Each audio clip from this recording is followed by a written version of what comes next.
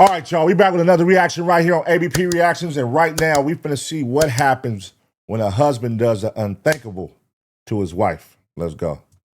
She kind of just like laid down and said that she felt dizzy and she wasn't feeling well. It was absolutely sickening. But I am angry. You just brought me home. What kind of a sick person does that? It just is psychotic. I think you think she's gonna die. There's some drugs that wouldn't show up on that drug panel.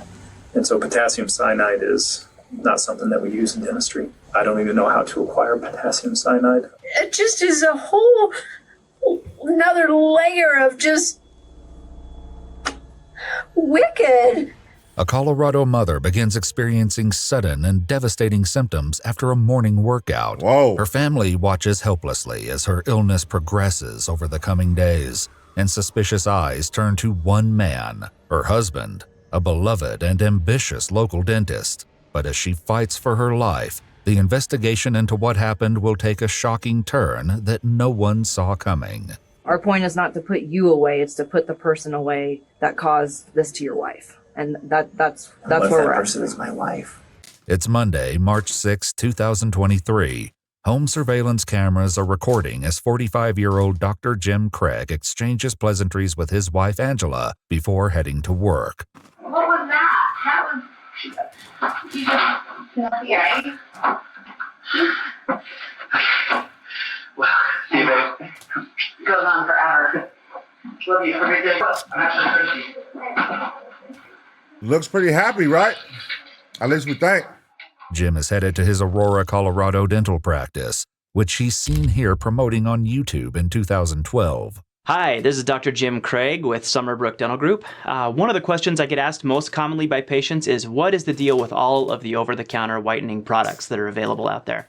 Jim and Angela have been married for more than 20 years by the morning of the 6th, with 6 kids and what looks from the outside like the perfect marriage. Nigga, 6 kids? And you about to kill her? But on this seemingly ordinary day, things would go terribly wrong. They worked out. She had a really hard workout, he said.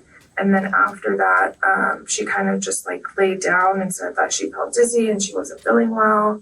Angela's illness comes on suddenly, and she sends worried text messages to her husband, who immediately leaves work. She also sends messages to her sister Tony, who lives in Utah.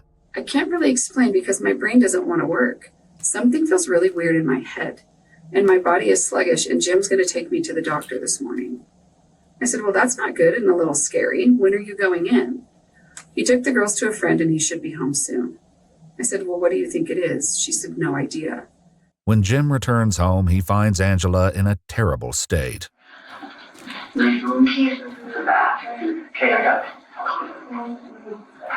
Jim is seen carefully leading his wife to the car, and even from a silent video, it's clear that Angela is barely well enough to walk. They go to the hospital, but the doctors can't figure out what's wrong. Jim brings her home that afternoon. Nah, man. Nah. You know how sick of a motherfucker you gotta be to poison your wife or your girlfriend, hand it to her because you know she's finna go work out, hand it to her, all right, babe, have a great day at the gym, kiss her, and then walk off, and then wait for her call because you know it's coming. And then come home and act like you don't know a thing of what's going on, what's happening. And be concerned and show compassion and all that, and act it all the way out to the day she died, because it's only a matter of days before she died. And you got to fake it and act out, not only to her, not only to the doctor, but to her kids. Y'all, 6 kids, bro. And he later tells his office manager that Angela suspected something was off. He said that he initially thought that she had taken something, and that's what was causing all of this. And then he said, and I think she thinks that I drugged her. I was like, oh, that's crazy. And he said, yeah, the hospital ran a drug panel. And on the way home, she had made a comment like, you know, there's some drugs that wouldn't show up on that drug panel. The cameras watch as Jim and his wife return home, Angela clearly still feeling the effects of the mysterious ailment. The next morning, she confronts him about what went down at the hospital. It may not be your fault that they didn't do their due diligence or anything like that, but it's your fault they treated me differently. Like, I did it to myself. And, like, nothing I said could be believed.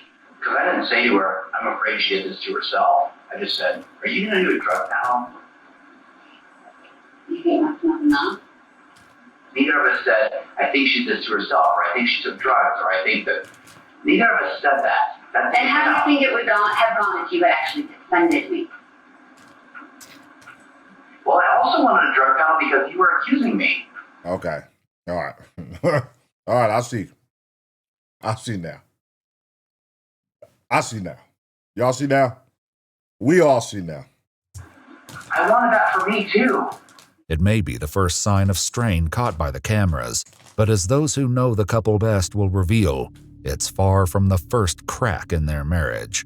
6 years ago, their relationship nearly collapsed. He came home and announced that he'd been having an affair and he was leaving her. Whoa! And she was distraught, of course, because she'd been trying to hold their family together for all these years. And she was trying to figure out whether she should just leave or try to fight for it or see, is he serious? You know, but she was pretty solid on the affair. But Angela didn't want to divorce, and according to her sister, the infidelity was quickly overshadowed by an even more serious incident.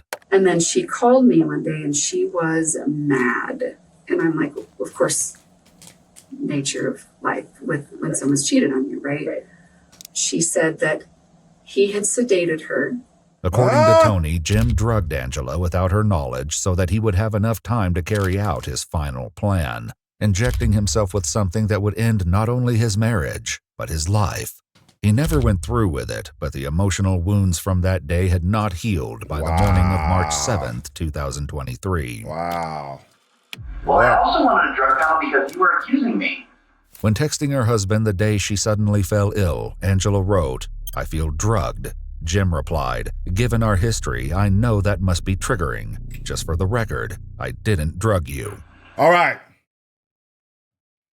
It sounds to me, and it sounds to y'all, I'm sure, this nigga been wanted out this relationship. He been wanted to go. He been ready to check out this shit. Hell, I told you, hey, I'm cheating on you, woman. I'm cheating on you. I don't want to be with you no more. Yet and still I'm here. Then I also drugged you to put you to sleep so that I could potentially kill myself. And I just didn't go through with it. And then now you're mysteriously sick. It ain't even no question what's going on. He already drugged you once before. And he doubled back. That's how crazy. He doubled back and drugged her again. This time not to sedate her. This time to try to kill her. Damn. But I am angry.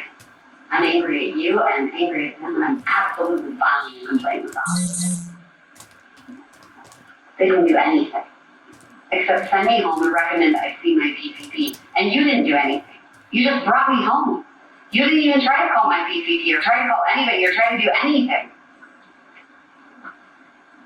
I see why. You just brought me home.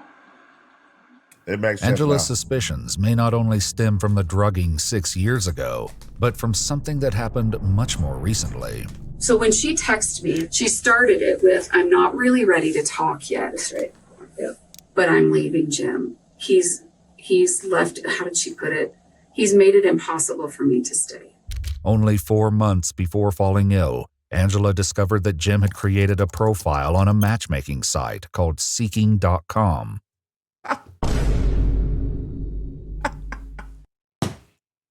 Why the hell won't they just leave, bro? At this point, come on, man. Just separate. What are y'all doing? What the hell is going on? Before long, he'd found a woman to spend time with. James and I had a relationship for, honestly, I think it might have been like 3 weeks, maybe a month. Okay. And it was like November and December, ended in December. This is embarrassing to admit, met him on a sugar daddy site. Okay. Did he take you on any vacations or Sugar anything? daddy. He did. That was December. We went up to Bozeman, and then his wife found out. And immediately the next day we came back Sugar daddy together. site. Okay. So she found out while you guys were in Bozeman. Correct. Is what he told you. Okay. We didn't even spend 24 hours in Bozeman. Oh my God. Okay.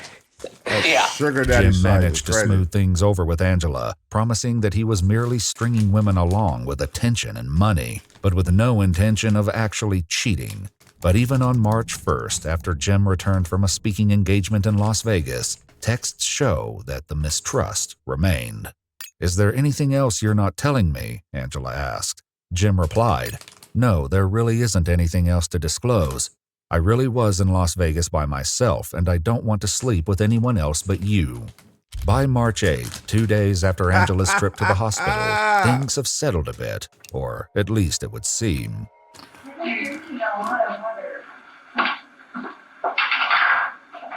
Yeah, but you haven't been eating. No, at all. What? And I didn't exercise today, so Yeah, that's true. Please don't exercise today. Oh my gosh. Oh no. I don't think I could if I wanted to. Good. Because I don't want you to exercise today and then like pass out and be dead on the bathroom floor.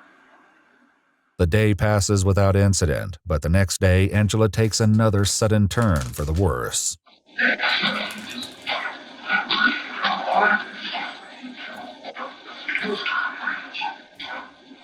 Hey, Mom just threw up and she asked me to call you. And how long I think This nigga trying to get her out the paint. God damn, man. What the? Why won't they just separate? Is it the kids, the money? Like, what the fuck? Why are y'all in a relationship if y'all gotta do all of this to try to get out of it? Angela's daughter takes her back to the hospital, but this time she won't be coming back home so quickly. She has been battling a really weird illness over the last 4 days, we have been to the emergency room twice, urgent care once, and now she has been admitted to the hospital even though nobody can figure out what's wrong, period. But his wife's increasingly serious illness appears to be no match for Jim's cheerful disposition.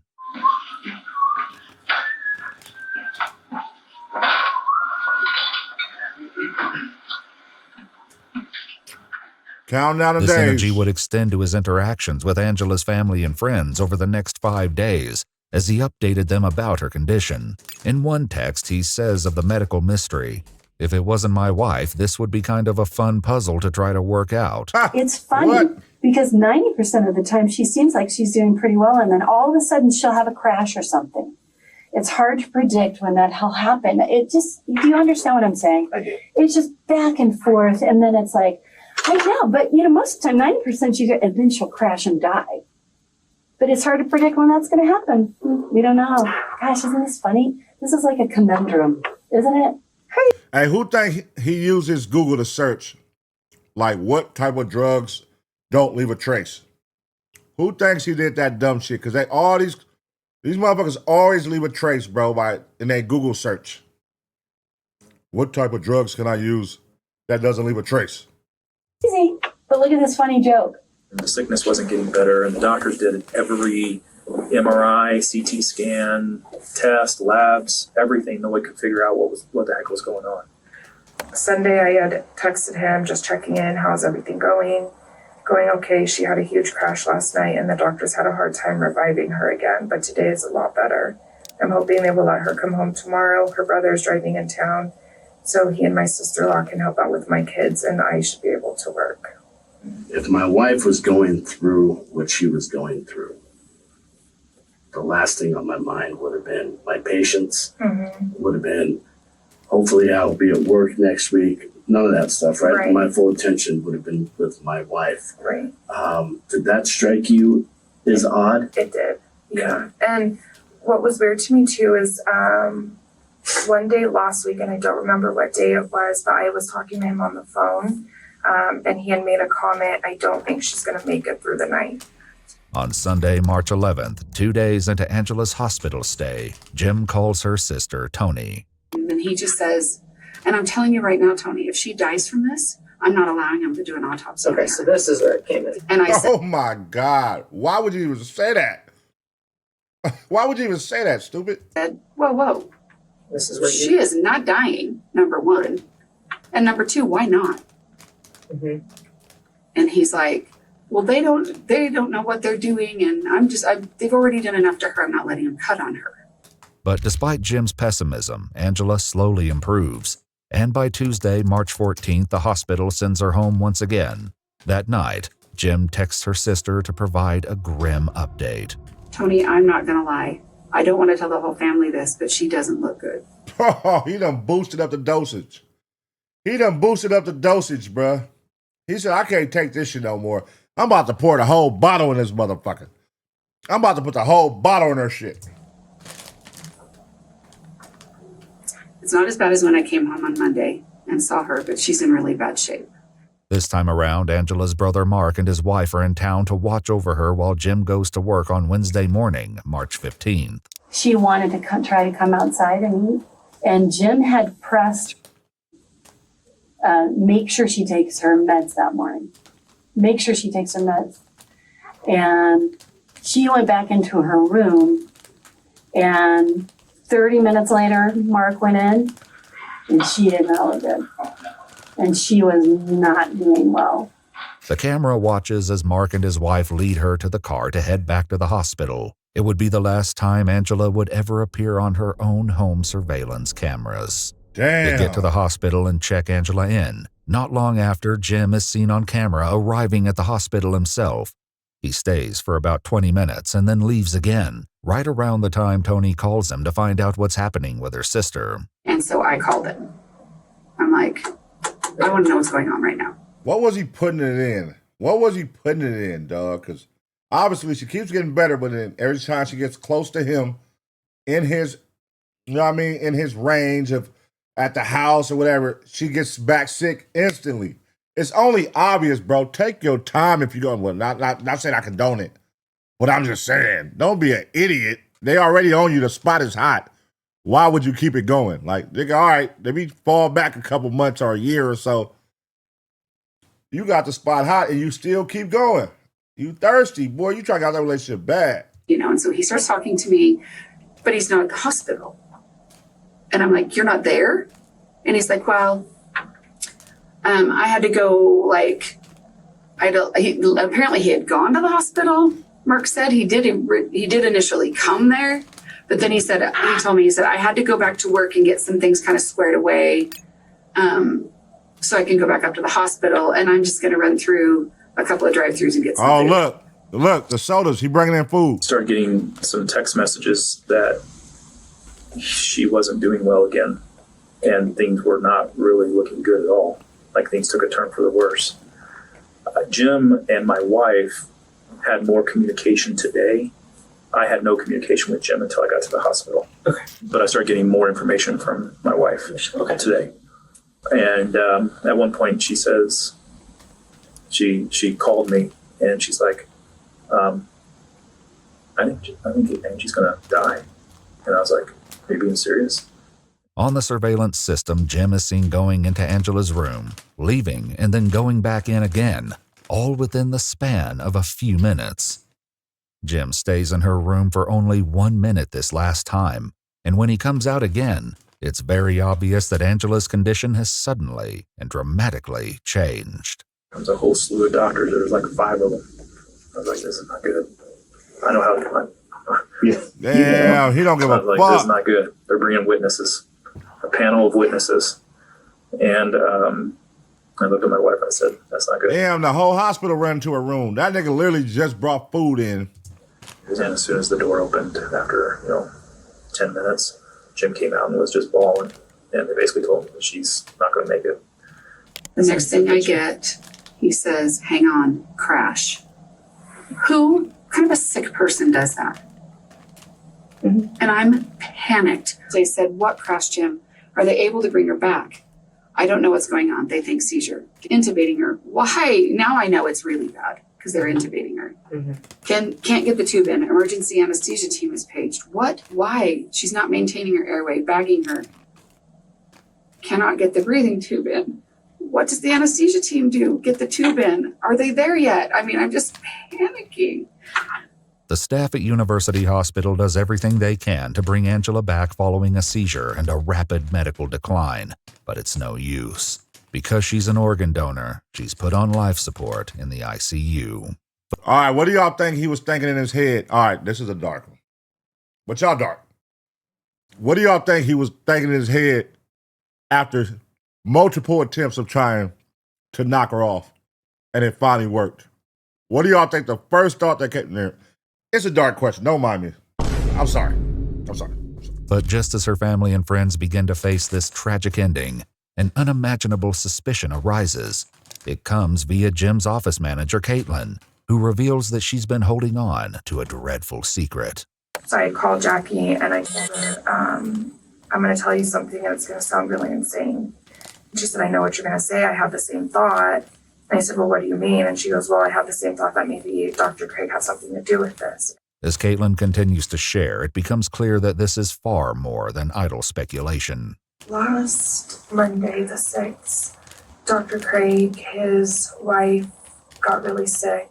That was the first day that he left in the middle of the day to go to the hospital. Later that night, he had come back to the office. Everybody had left. I was still working. So when I was leaving, his office, like his light was off. And so I thought that he had left. And when I got to the very last operatory, he was sitting in there. And he was sitting in the dark. The light was off. And he was on the computer in there, which was really strange because he has a laptop and a desktop in his office. Caitlin would soon have a very good reason to question what exactly Jim was working on in the dark. So I left the office about 5:45, and he had texted me at 6:06 saying that he was having a personal package delivered to the office. He was on the work computer searching all this shit. Fucking dummies, bro. It never fails. Just because you're not using your personal laptop or your goddamn cell phone, nigga, they gonna still know they. Golly, dog. These niggas is crazy.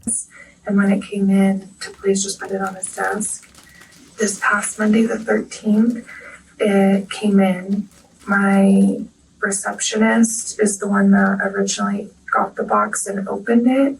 And when I was putting the packing slip back into the box, I saw that it said potassium cyanide. Oh my God. And so I closed the box back up. I gave it to him. I looked up what cyanide poisoning was. And kind of was looking at the side effects from that. And that was everything that his wife was going through. Oh my God. Okay. It got to the point he was so desperate, he just didn't give a fuck. He just didn't give a fuck. At this point, I don't even care if I get caught. I just want your ass to die. That's where his mental was at. Rest in peace to her, by the way. But that's clearly, look how sloppy he is. He like, man, listen, man. Even when people are hinting that it's possibly me and she comes home to me, fuck that. Put some more in her drink. No. Get your ass back to this hospital. And even when they get her back right and she come back home again, hell no. Pour some more in her drink. Next day. Until she finally checks out. Bro, why are you so thirsty, bro? What the hell? Caitlin shares this terrible secret with both of the practice's managing partners, including Ryan, who is still at the hospital. And so potassium cyanide is not something that we use in dentistry. Okay. I don't even know how to acquire potassium cyanide. I've never looked at how to acquire potassium cyanide because it's never something that we would ever use in dentistry. Disturbed by the potential implications of this package, Ryan decides to tell a member of the hospital staff, just in case there is still a chance to save Angela. And I just said, I'm not accusing of Jim of anything. I'm not insinuating anything. I'm concerned about if this is potentially reversible. I know it's been a mystery of trying to figure out what's going on with Angie, but in lieu of this information, right. If they can give her something, right? There's something. I mean, I've never Googled cyanide poisoning. I don't know anything about. It's outside my scope of practice and my realm of practice. I have no idea. It was pretty brief. It was pretty quick. It was maybe 3 minutes. And he was obviously like, what the heck? Taken back by what I was saying. I was taken back by what I was saying. Angela, who no longer shows any signs of brain activity, is beyond saving. but the staff wastes no time in contacting the police. Hello, non-emergency. This is Paula. How may I help you? Hi, my name is Chelsea. I am one of the forensic nurses here at University Hospital. I am needing to make a mandated SBI report, IPV, and meeting officer response. We have a suspected potassium cyanide poisoning. It doesn't take long before Jim begins to realize that something is up. One of his first moves is to give Ryan a call. He says, Ryan, I got some disturbing news. And I said, did you say something to somebody? And I said, yeah, I did. And I told him exactly what I said to the nurse. And I said, Jim, what was in the package? I said, did you order a package? He said, kind of paused. He said, yeah, I did. I said, what was in the package? He goes, oh, it was a ring for Angie. Oh, see, there you go. You fucked up and lied, Jim. Surprise. You lied, Jim. And I said, Jim, that's not what was in the package. And he goes, what do you mean? And I was like, the package was opened. And he's like, no, it wasn't. I said, yes, it was, Jim. Jim, I know what's in the package. And he wouldn't admit to what was in the package. And I said, Jim, potassium cyanide was in the package. Why do you have potassium cyanide? The shocking answer to that question is one that Jim will give to many people before this investigation is finished. Crazy. But when police go out to his house that night, his lips are sealed. All right, so we'll have to deal with him then too. So he won't be allowed either. I mean, absolutely nobody can go in. So okay, that's fine. Wait, is that Jim getting out the car? Sorry. No, that's all right. All right. Say, Brian, we got the husband right here. Did you talk to any officers up there? No. Okay. I think our detectives are going to want to talk to you. Okay. Yeah, would that be okay? I think so. Okay. I've never done this before. Do I need to do like on the shows and say I need a lawyer or something? Shut up, no, Jim. you're not a suspect or anything that I'm aware of. They just want to, see what's going on here. Okay. Can you hang tight for a second? I'm going to give them a call and see what they want to, if they want you to come in or whatever. A few minutes later, the officer returns. They want to know if you'll just meet them down at the station there. I will, and I think I have to do that. Well, I think I have the information they're looking for, but I'm scared to death to share it without an attorney. So I'll go down there, but I don't want to talk to them without an attorney. Okay. But I have the information they're looking for. And I'm not dangerous, and I'm not a flight. It's completely voluntary. You don't have to. I mean, we're not forcing you to go. Okay. But I do want to talk to them. Okay. I just want to do it with an attorney. Jim isn't talking, but the police tell him and his family that they'll have to stay somewhere else for the time being. Uh-oh. Yeah, I mean, you're free to go. You're not under arrest or anything like that. So they'll be in touch with you. Okay. When I pulled up, I thought there was a vigil going on. I didn't know. PD2. This isn't quite as welcoming, but... All right, so at this moment, Jim knows that his partner knows that he went in the package and saw for sure what was in the box. He tried to cover it up. Now he knows that his partner told one of the nurses, and now it's really wind down. In his mind, it's a short window before they put it all together and, arrest him, basically. So what do y'all think is going through his mind right now? What do y'all think is going through his mind now? Knowing that his homeboys, God damn it, the package that I ordered and I sent to the goddamn where I work at, like a dumbass. I sent it to where I work at and they seen what was in there. Now, how do I clean this up? It ain't no way to clean it up at all because they know and they putting two and two together. So what do y'all think he's thinking? Kill his partner? Run? Make a run for it? Or fuck it, I'm going to jail. The next day, the cops search Summerbrook Dental, and two detectives assigned to the case head out to see Jim. I'm Detective Olson. This is Detective Graw. Okay. I guess we're coming to, talk to you or kind of see if you want to talk to us. Okay. Is that something you're interested in? No. Okay. And that's fine. So we have a search warrant for this house, but basically for your cell phone, Angela's cell phone, your wallet, and or your laptop. Okay. The detectives ask Jim to come out to his truck so they can photograph the contents of his wallet. So, am I a suspect in something right now then? So here's where we're at. There are questions. Yeah. And I have based answers. on what we've heard. Yeah. I know what they are, and I have the answers. Okay, well, until they're answered, it's hard to say yes or no to what you just asked me. Am I a suspect or not? Well, I guess it kind of depends. It kind of depends how this shakes out. We're hoping this takes that turn and it's not as big a deal as it sounds, but we're going to still treat it like it could be criminal until we find out otherwise. But your attorney's going to tell you I just not to talk to us without them there. I know. So, no, I guess what I mean is there's going to be a funeral coming up. Oh, no, Jim, no. This ain't the time to have that conversation with them, bro. They ain't looking at you like you killed your wife, brother. You want to talk about the funeral? Where's the kids at? That's one thing we haven't seen. Where are the 6 kids while all this is going on? Well, they don't ever incorporate the kids in these videos, but just imagine what they going through. Like, the cops are looking at your dad. Your mom just died, and now the cops are all looking at your dad. And you're hearing the whispers, through the family and everybody that your dad has something to do with it. Like, oh, that's a terrible situation. My mom died, and then my dad is potentially responsible for her dying. Imagine a kid, like being a teenager or a kid and having to hear that or go through that. That got to be crazy.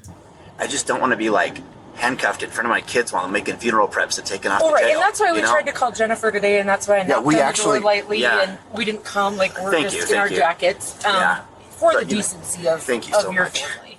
Later that day, Tony, who has arrived in town with several of Angela's other siblings, has 2 interactions with Jim that strike her as off-key. And he comes over and he goes, I have a funny story. I think you guys will appreciate it. He's like, yeah, we were in the car and said, now that mom's gone, can we watch Sharknado? I looked at him. God, are you kidding me? But I thought, what is that? So now that mom's gone, everyone can do everything bad. Then he goes, yeah, I just did all of her laundry and we're very picky laundry people. I'm like, whites do not go with any other color. Everything's separated. Half of it's dried out, and oh my God. He's like, yeah, I did all of her laundry and I stuck everything in the same load just to stick it to her. Out loud, no lie. 2 days later, on March 18th, Angela is taken off life support and passes away. That night, Detective Olson asks Jim to meet them so they can give him his phone back. But as Jim soon finds out, that's only a pretense. Oh, how are you? I'm great. How are you doing? Well, yeah. Hello. Hi. All right, before I do this, one question I got before I do this. My one question I've been having this whole time is the desperation, right? Clearly, it was desperation because even when she had come back home, he had spike it up some more, put her back in the hospital. She'd come back home, cool, spike it up some more, put her in the hospital again. Who do y'all think he's trying to kill her to get to? Do y'all think there's a girlfriend he has on the side that he's potentially moving in with? Do y'all think he just wants her gone? He don't even got a bitch right now. He just don't care. She got to go. That's what I'm wondering. Is it already something you got planned and mapped out? Do you have a girl on the side who hey, just give me 2 more months and we could be together. We could move in. We could do it up. Is that what was driving the desperation? Or is it just, nigga, I'm fed up. I'm just fed up with this bitch. What was it? You are under arrest. Okay, first degree murder. Whoa. First degree. I didn't expect this. Yeah, sorry for that. I thought I was just getting feedback. As Jim is taken into custody, a detective lays it out for his brother. Just for you and the family, obviously this is shocking. From our standpoint, he's responsible for Angela's death. Okay, no doubt in our mind. In this case, then, are we just supposed to proceed through the funeral without him? Yes, he's not going to be able to get out of jail. I mean, if you guys be able to attend the funeral? No. That's no. true. Nigga, did you just hear him say he's responsible, nigga? No. He won't have a bond, so he won't be able to get out. And I think if you really sit back and wrap your mind around it, I don't think he should be at the funeral when he's the one who caused the funerals to happen. He's still innocent until proven guilty. It's true. Report, right? It's true. But I just want to give you a heads up that that's why we're here, and that's why he's got a warrant for his arrest, and that's why he's in custody. But there's a vast difference between being arrested and being convicted. And there is much more to this story than meets the eye. Uh-oh. They do have an arrest warrant for the murder of Angela. Oh my gosh. So I know that, you've expressed a few times that you have the answers and want to tell us. I just want to give you that opportunity to tell us what you know. And if you have insight on kind of what happened, or, I mean, I know you've talked to DHS, Department of Human Services, and you've kind of alluded when I've talked to you. I just wanted to just give you the opportunity. I really want that. I haven't had my phone, so I haven't been able to talk to the attorney that I reached out to, because as you can imagine, this is terrifying for me. Mm-hmm. And you both seem very nice and like you're on my side, but I know how this works, and I don't want to incriminate myself or say anything stupid. Or there are answers, and this makes a lot of sense once those answers come out, but I don't know how to navigate this. I've never done this before, and I'm scared to death. Although Jim is still reluctant to tell his side of the story, he does have one thing he wants to make perfectly clear. I can tell you I did not kill my wife. Yeah, whatever, nigga. After establishing that he won't be getting out of jail tonight because he's not been given a bond, Jim tries to see if there might be another way. And then what happens if I talk to you and tell you everything I know? Then what?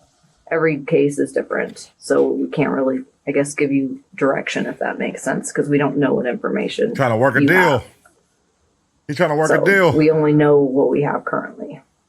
And what do you have currently?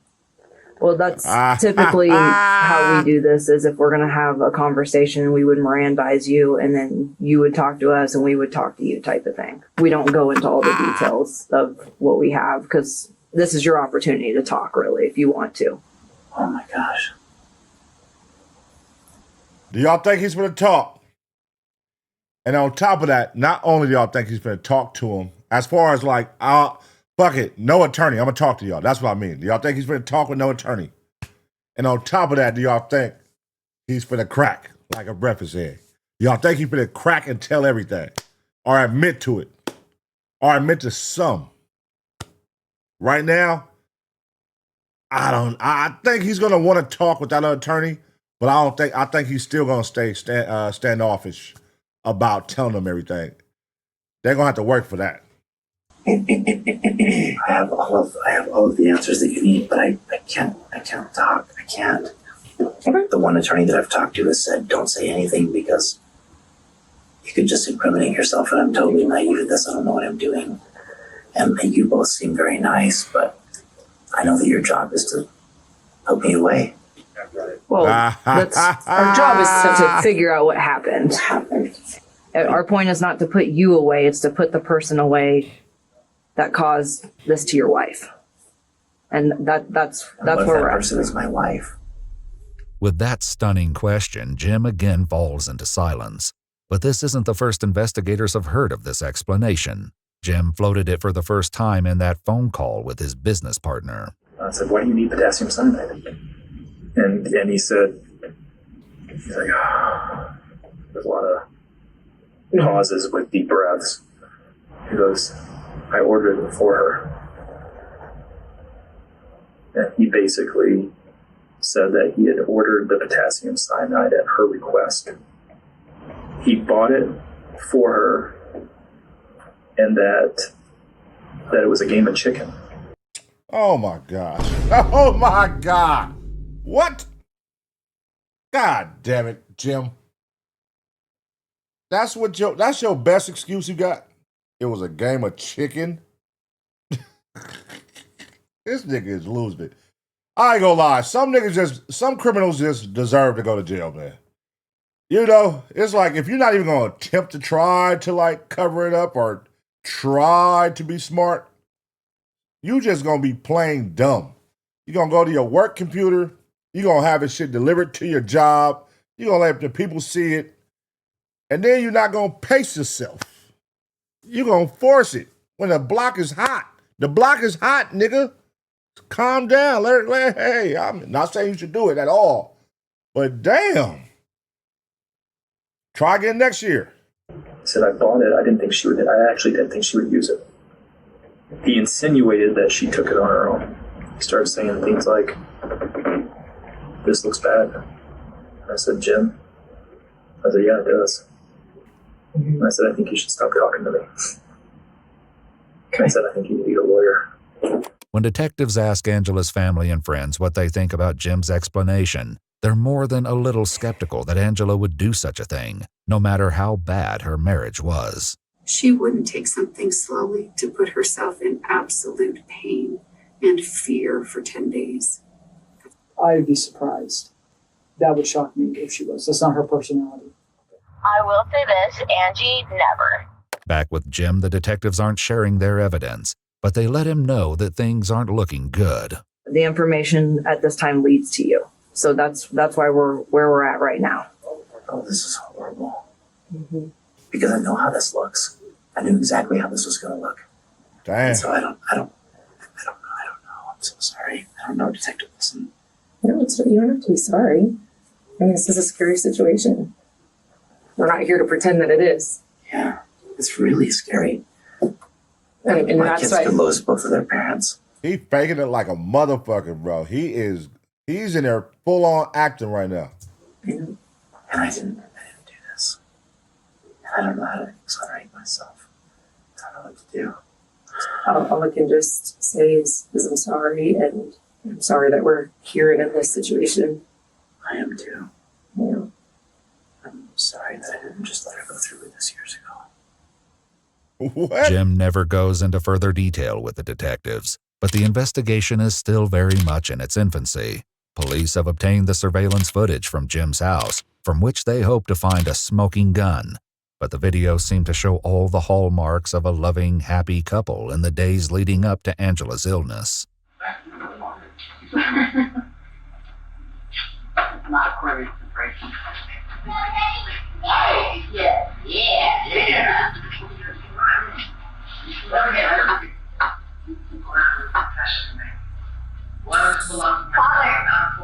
I accidentally hand-washed your pants. Oh. Hey. Oh, I gotta get going. All right. No, you gotta go back to work. That was quick. Baby. And all this for sure. Just based off his acting skills he's trying to put on in there, he made sure he caught her when they were in good standings. I'm going to do this at a time when I know we're in great standings. So I'm going to be the best husband possible for the next 2-3 months so that you don't even see this coming. And that's what's cold. I'm going to hit you when you least expect it. He was trying to hit her when she least expected it, bruh. God damn. And make sure everything on camera shows love, happiness, so nobody has a clue. But you slipped up, bro. You slipped up at your work. You fucked up. But perhaps there are signs of something darker underneath the surface, even if only in retrospect. Every time I get a package in the mail, now I'm like, I ordered stuff. Oh, good. My custom shoes that I've been ordering are starting to come in. Oh. What? Your custom shoes that you've been ordering? How many are there? I think 3 pairs. That is super blue. I know, I like it. Okay, what are you gonna wear with it? My gray suit and a blue shirt when I speak in Las Vegas. Jim went to Las Vegas a few days after that conversation, and it was there that he met another woman, an orthodontist from Texas named Karen. Police want to speak with her next. Come on, bro. Come on, dog. You know she finna crack. Karen finna crack. Karen finna tell everything. Look at her, bro. She is not trying to be in trouble, nigga. And she look like she a cop her goddamn self. And fortunately for them, she happens to be in town. Hi, Karen? Yes. I'm Sergeant Law&Crime with the Aurora Homicide Unit. We've taken Jim into custody for homicide, and I was wondering if you have a minute to speak with me. Can I, Yeah, get dressed, yep. Is this the girlfriend? So, I don't know, basically, obviously, I didn't find you by a miracle. Is this the answer to my question? We are aware of yours and Jim's relationship, and basically your emails and stuff back and forth between each other, and he's been taken into custody for killing his wife. So this is the woman, the mystery woman. I asked, was it over a woman, y'all think, or did y'all think he was fed up? And here we go. The mystery woman. Karen. How fitting. He's getting rid of his wife for a woman named Karen. Damn. Oh, I don't know. Obviously we consider you to be a motive for him to do that. I don't know what kind of communications he's had with you. She didn't even ask no questions. She didn't say, really? What's been going on with her. We have noticed that you seem to come to Denver when his wife was in the hospital. And I don't know if that's just what kind of timing is, that is, or what he's telling you, or how you guys are setting up when you're going to come out here. So I don't know if you can shed any light on any of that. A search of Jim's email account shows messages between the two of them, some of which show Karen's travel itinerary. One trip overlapping with Angela's first extended hospital stay, and a second trip overlapping with Angela's final crash and eventual death.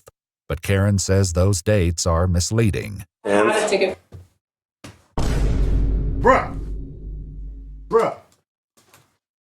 This nigga's a different type of nigga, bro.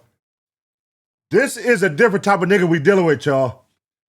This just took it to another level. This nigga is purposely getting her sick so that he could cheat. Oh, no. Hey, hold on, wait. When you come, hey, baby, we're going to spend about 3 days, all right? And we're going to research how much to keep her sick for 3 days. Okay, cool. Pour it in her drink. All right, she going to be sick for 3 days, and he doing it up. They poolside having margaritas and shit. While his wife in here, nigga, about to lose her life. You feel me? Damn, he cold. For the 8th that I changed to...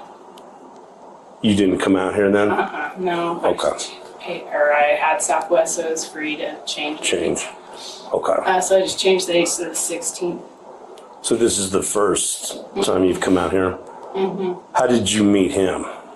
At a meeting, dental meeting in Las Vegas. Though Karen acknowledges that she's out here to see Jim, she says that their relationship is not as far along as their messages might suggest. I mean, we shared a lot of, personal information kind of quickly, just like history and, but we haven't been physically intimate or that kind of thing. So you have not been sexually intimate with him? Mm-hmm. What was the purpose of some of those text exchange or email exchanges then? Because they're very sexually explicit. Oh.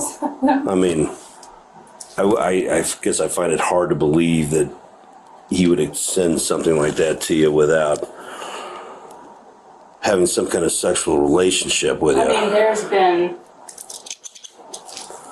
physical intimacy to some degree, but we haven't had intercourse. Okay. Karen says that Jim told her that he and Angela had filed for divorce in January, a month before they met in Las Vegas. He said, I'm going to sit down with her tonight. We're going to start to talk about just about the kids, about how things are going to look during mediation, things like that. And that she had said that she probably was going to move back to where her family is, and just they had been just kind of talking about what things were going to look like. He did tell me when they talked that night, I'm kind of worried that she might hurt herself. So we've had a history with that. Has he talked to you at all about buying cyanide? No. Any other poisons? Anything like that? All right, listen, Karen.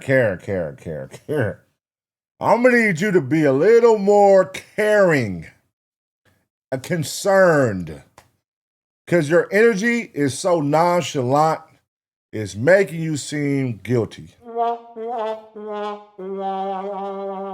You literally not giving us no type of like you care, like you're in shock that he killed his wife at all.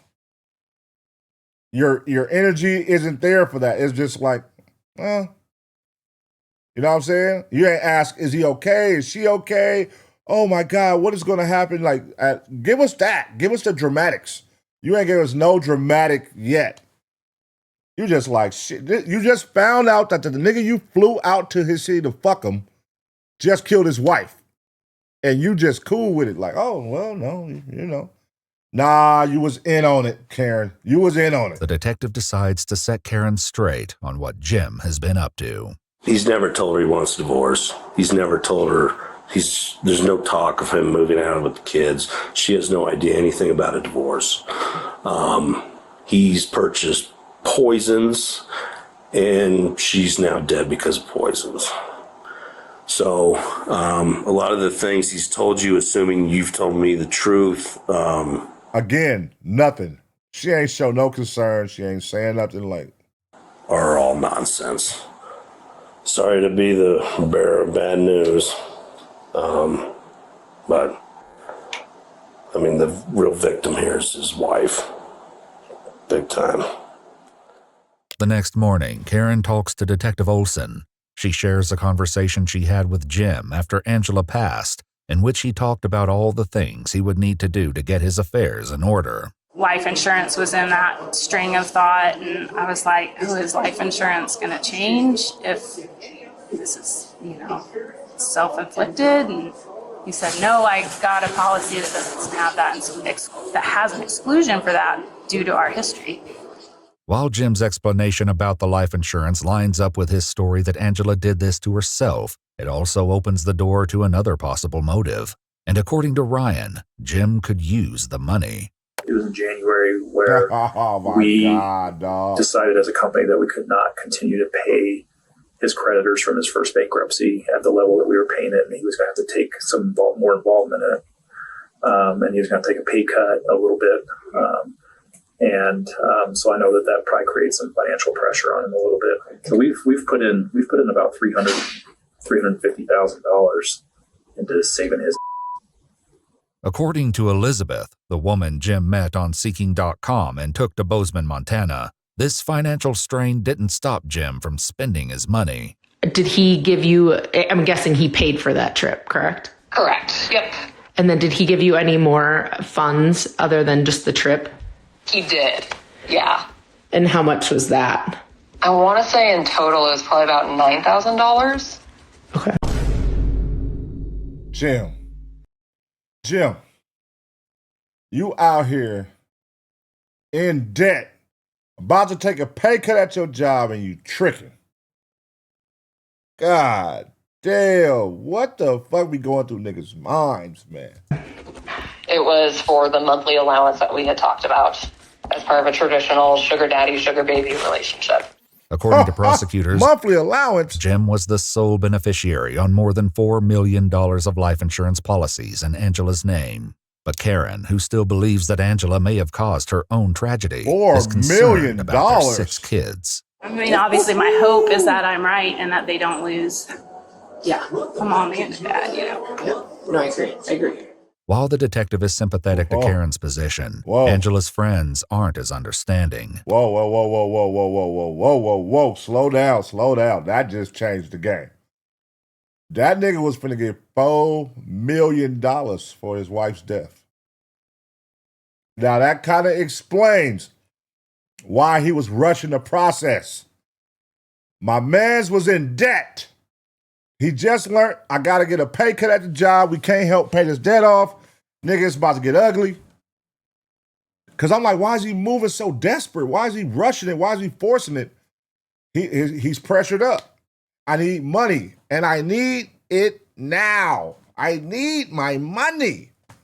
So the nigga said, fuck that. I got $4 million waiting. I just got to get her to the finish line. I got to get her to the finish line. I got $4 million when she get to the crossroads. Never mind. Dark question. Don't worry. You're okay with them murdering his wife? I was gonna ask a dark. $4 million? I was just like, okay. Like, And we interviewed her the night he was arrested, and then I interviewed her again this morning. And really, it was just to get to the bottom of, did she know? Right. Like, is she a core conspirator? Were you involved I don't think she knew. I think he schmoozed her and Oh yeah. Like, did ever so. I mean, she probably also doesn't know he's broke too, so. her life has been blown up as well. I don't think she, I mean, obviously she didn't ask for this. Wow. Indeed, it's clear that the fallout from this case has affected everyone involved at the deepest level. It just is psychotic. It just is a whole another layer of just wicked. To watch your kids. Who does that? And I know we don't know anything, but just the thought of who does that. Indeed, not even Detective Olsen is immune to the emotional weight of this tragedy. I have never broke down. This case, I feel so bad. It is tragic. I hate these kids. Get together, man. Get together. Come on now. We can't have you over here. Get together. We have little kids that we deal with. Well, I just So the kids are in denial. They will not believe for 1 second that he would do this, and right, that got to be crazy. I understand why. Now in jail, Jim is determined to prove his innocence one way or the other, and it's to one of those kids that he turns to for help. He sends a letter to his oldest daughter. I'm going to ask you to help me with something really hard, he writes. We need to make a deepfake video of Mom saying she asked me to order cyanide and that she was going to take it herself. I'm out. I'm out, bro. This nigga has elevated to world's dumbest criminal, bro. You really wrote your daughter a letter saying that, dog. Oh my God, no fucking way. It's over. What the fuck, Jim? You really wrote this to your daughter? Jesus Christ, man. It's over, y'all. Jim is out of here. There's nothing else to talk about at this point. It's nothing else. This is it. Open shut right here. Jim, you fucked up, Jim. It's only the beginning of Jim's efforts to exonerate himself, as demonstrated by a call police make to the mother of his cellmate. So in the letter that is addressed to both, it says Becca and Will. So I presume, obviously, you go by Becca sometimes. And in that conversation or in that letter, Mr. Craig has essentially asked that your son or you help him with some things in lieu of getting the transplants or the teeth that he would do for you. Oh my gosh, what do you mean? So basically he has asked, that, whoever responds to him doesn't use their legal government name, like they use like a code name or they use, oh my God. Even if it's like a nickname, you know what I mean? But that way that you guys would not be traceable to him. And in turn, that person would get a burner phone and a fake ID and essentially help him. And then they would give you the teeth or plans in return. Absolutely not. I don't know anything about that. Do you know anything about Mr. Craig or his case? No. Okay. He is currently in custody for a murder case. Oh my God. You can't make this shit up, dog. You cannot make this shit up. This nigga is so desperate. Even after he was desperate to kill his wife like that. Made that very clear. I found that super desperate. Now you're in jail and you're trying to be desperate to get out of jail to the point where you're literally just admitting like, hey, I lied. I need you to help me. Give me a deep fake. A deep fake? Nigga, what the fuck? Nigga, a deep fake? Where the fuck am I gonna get a deep fake from? Nigga, I don't know how to do that shit. Chat GPT? Where the fuck am I gonna get that at? Prosecutors also allege that Jim tried to hire a fellow prisoner named Nathaniel to kill Detective Olson, the lead investigator on the case. Oh my God, bro. I gotta stop this. When that plan fails, he writes to Nathaniel's ex-wife, Cassie, explaining to her that he's been framed by his business partner. Dog. He asks her to go to the district attorney, pretending to be a friend of Angela's who can testify that she was suffering from depression and planning to end her own suffering. He also asks that she use her expertise in Photoshop to spoof text messages that can help sell the story. He also reaches out to Karen, the orthodontist he met in Vegas.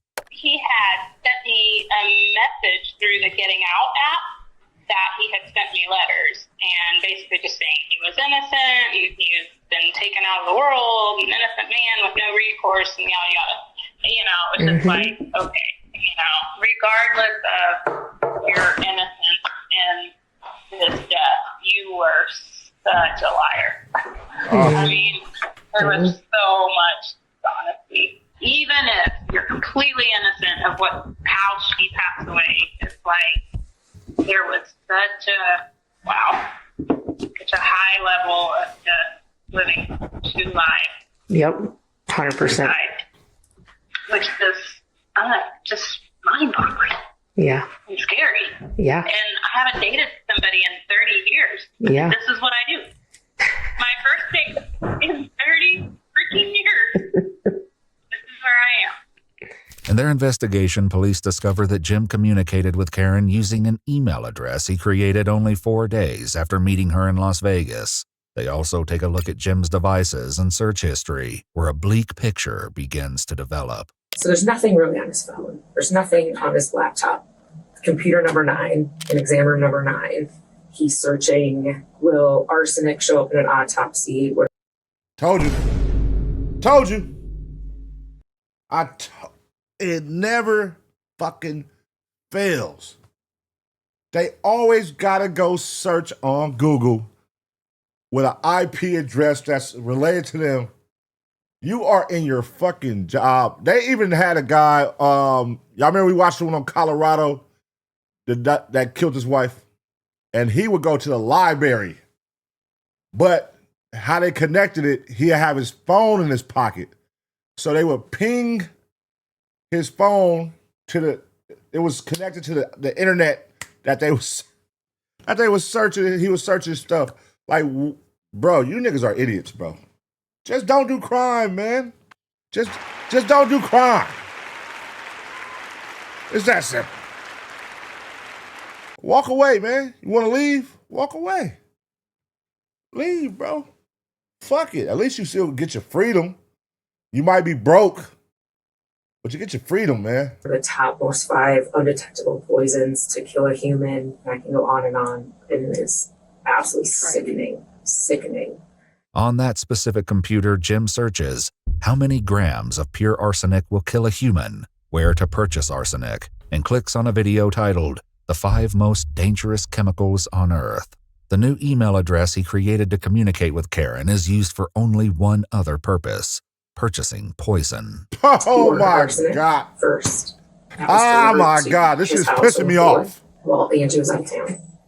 The outside surveillance cameras show the mail truck drive past Jim's house on March 4th. A short while later, Jim is seen walking down the street. He returns minutes later with a couple of envelopes in his hand. Every time I get a package in the mail now, I'm like, I should order. It was this purchase of arsenic that investigators believe was used to put Angela in the hospital the first time on March 6th. Oh my God. He said they got up. He made them both like a shake, like a protein shake. And I don't remember what he said he had put in it, but it was like a pre-workout or something with caffeine, and whatever he had put in it was like 3 times the normal amount that she normally takes. But investigators believe that Jim Craig put something far more dangerous than caffeine into her protein shake that morning.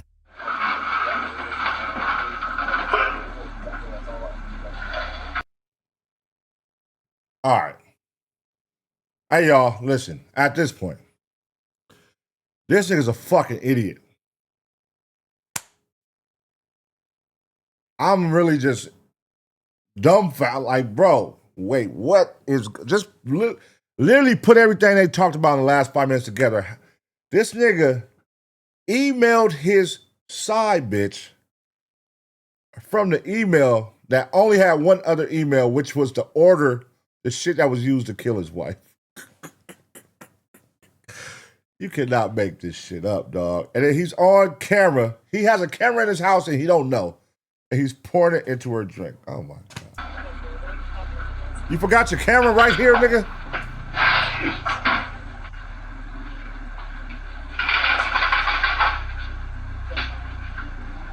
Oh, he a cold nigga. Oh, he a cold nigga. Before leaving for work that morning, Jim has a question. You kind of pale. You feel okay?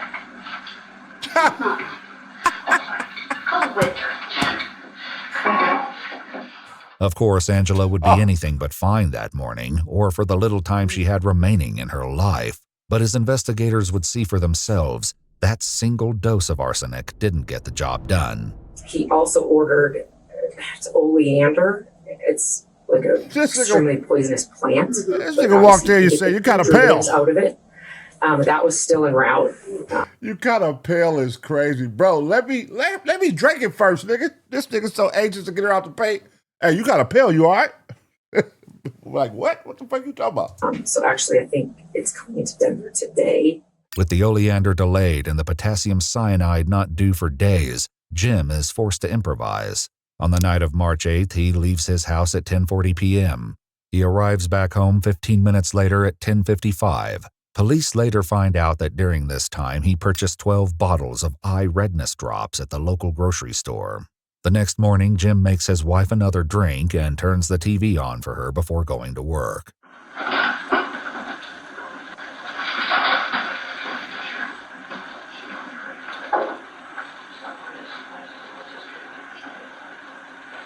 All right. My nigga tried to kill her with Visine, bro. My nigga tried to take her out with Visine. This nigga is at the most desperate levels possible. To the point where he's ordering new drugs every day to try to kill her. You're still not dead yet, bitch? Shit! God damn! I have to order some goddamn... What else? That nigga ran out of ideas of what to order. This bitch is goddamn superwoman.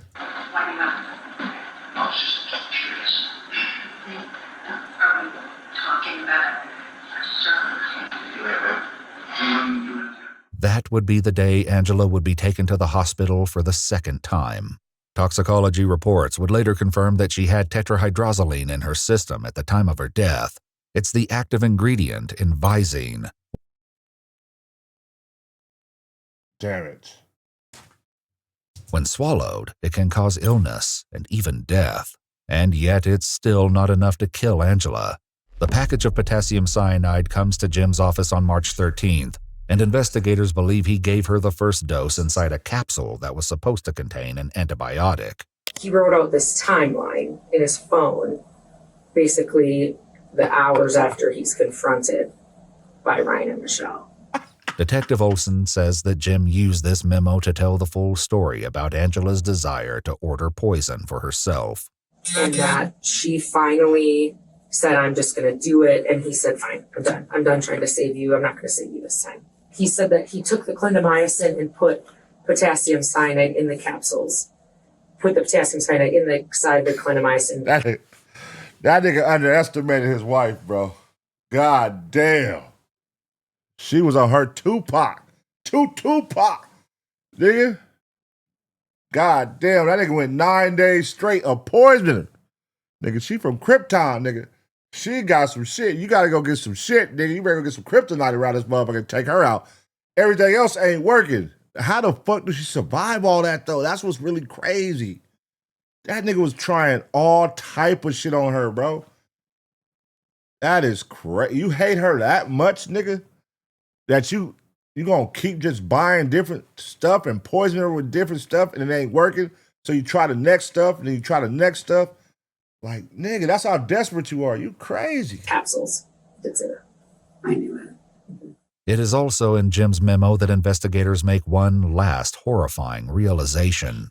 Even after Angela was rushed to the hospital for a final time, Jim was apparently not done yet. He says he went to university, gave her a syringe, which is no doubt in my mind that's potassium cyanide, gave it to her. And then he left the room and said, like her arm hurts or something. And he came back and the syringe was empty and that she did it for IV port at university. Oh my. And that he took the syringe back and put it in his pocket. Hospital surveillance cameras show Jim emerging from a side room at approximately 1:53 p.m. before pulling something thin and cylindrical out of his pocket. Less than 30 minutes later, Jim comes out of Angela's room, speaks to the nurses, and the frantic but doomed effort to save Angela's life begins. So this nigga went and injected her IV with more of it. Like, damn, this bitch still ain't dead. Ugh. He would, dog, this is crazy. This is literally crazy, bro. his final dose was actually at the hospital, I think. We were trying to figure that out. Jim goes to trial on charges of first-degree murder after deliberation, 2 counts of tampering with physical evidence, 2 counts of soliciting perjury, and a final count of soliciting first-degree murder. His defense, that he merely purchased arsenic, oleander, tetrahydrozoline, and potassium cyanide at the behest of his wife, is rejected by the jury, and he is found guilty on all counts. I can't even say that he's narcissistic. All I can say is he's pure evil. Evil. He's pure evil. Evil ain't the word. At Jim's sentencing hearing, Tony said to him, "Angela was a light you never deserved. You may have temporarily dimmed her light in this life, but it will continue to shine in those she loves and that love her in return." In July 2025, Dr. Jim Craig is sentenced to life in prison without the possibility of parole. Yep. Listen, man. My boy, when you say go above and beyond to get the job done, that nigga went above and beyond to get the job done. Nigga, that level of I need my money is crazy. To the point where you say, I'm not even finna be slick about this shit. I'm not even finna try to cover this shit. I'm not even finna try to be slick. Nigga, I'm so desperate. I done went to the goddamn store and bought Visine, bro. I done tried all this shit I looked up in my dark room in the office when I thought nobody was here. I done tried those 5 things. The 5 most toxic drugs that nobody can pick up or doctors can't read. I tried all 5 of those. They didn't work. So fuck it. I heard Visine to put you down. I'm not just gonna pour 1. I'm gonna pour 12. She gotta go. We gotta get her out the paint. And I'm gonna make these drinks for her every morning. I'm gonna be smiling. I'm gonna give her a kiss. I'm gonna make sure she's, hey, baby, you had your drink this morning? Hey, let me make it for you. Every day. And I'm gonna walk into the hospital smiling to the point where it's like, damn, how the fuck she keep getting out? Every time I take her, she get out. This time, I'm gonna make sure she stay. I'm gonna go hit her IV bag and triple that up. Damn. This is a sick motherfucker, man. He was desperate to get to that money. He had a wife, a little side piece waiting aside from his wife. He thought he was going to start a new life, $4 million richer. I don't even think he gave a fuck what the kids had going. I don't think he cared how the kids would feel. It was strictly about him, all about him. And yeah, man, he was sentenced to a life. Sentenced to life. Was that justified? Was that what he deserved? I'm going to say yeah, because that nigga's out of pocket. Let me know what you think, though. I'm going to give you 2 seconds to smash a like. And as always, get ready for the next reaction.